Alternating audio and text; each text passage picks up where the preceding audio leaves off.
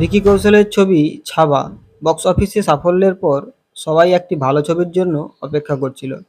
এমন পরিস্থিতিতে সলমন খানের 'সিকান্দার' যদিও এই ছবি মানুষের আশা ভেঙে দিয়েছে, তবুও সানি দেওয়ালের 'জট' এবং অজিত কুমারের 'গুড ব্যাড আগলি' এর পরবর্তী মুক্তির বক্স অফিসে সাড়া ফেলেছে।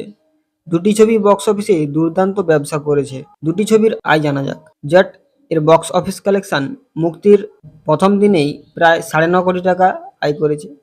দ্বিতীয় দিনে সেই ছবি কিছুটা কমে গিয়ে প্রায় 7 কোটি টাকার মতো আয় করেছে। তৃতীয় দিনে 'জট' ছবি সংগ্রহ করেছে প্রায় 10 কোটি টাকার কাছাকাছি। মুক্তির চতুর্থ দিনে প্রায় আয় করেছে 13.5 কোটি টাকার মতো। মোটামুটি 5 দিনের ওভারঅল 40 কোটি টাকার মতো আয় করেছে। অন্যদিকে 'গুড ব্যাড আগলি' ছবি মুক্তির আগের থেকেই খুব আলোড়ন তুলেছিল।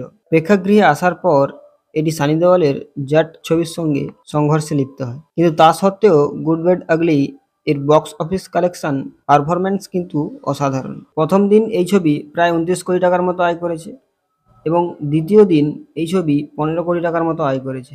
তৃতীয় দিন এই ছবি প্রায় 20 কোটি টাকার মতো আয় করেছে এবং চতুর্থ দিন 'গুড ব্যাড আগলি' ছবিটি প্রায় 20.50 কোটি টাকা আয় করেছে। এর ফলে 4 দিনে এই ছবি প্রায় 84.50 কোটি টাকার মতো আয় করেছে এবং এই ছবি বিশ্বব্যাপী সংগ্রহ করেছে প্রায় 112.50 কোটি টাকার মতো আয় করে ফেলেছে। শেষ পর্যন্ত এই দুটি ছবির মধ্যে কোন ছবি বেশি আয় করতে পারে সেটাই দেখার বাকি।